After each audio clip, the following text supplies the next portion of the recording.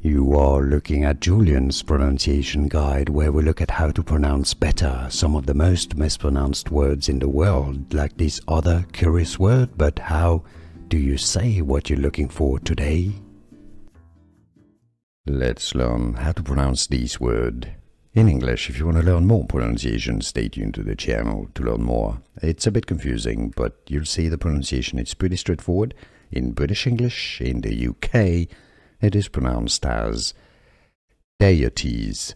Day, just like a day, and then you've got a schwa sound, and then tease. The stress is on the first syllable. Deities. American English pronunciation in the US, it's usually pronounced as deities. Here are more videos on how to pronounce more confusing words and names too many mispronounced. Like this video if you found it useful. I appreciate your support. I'll see you soon and thanks for watching.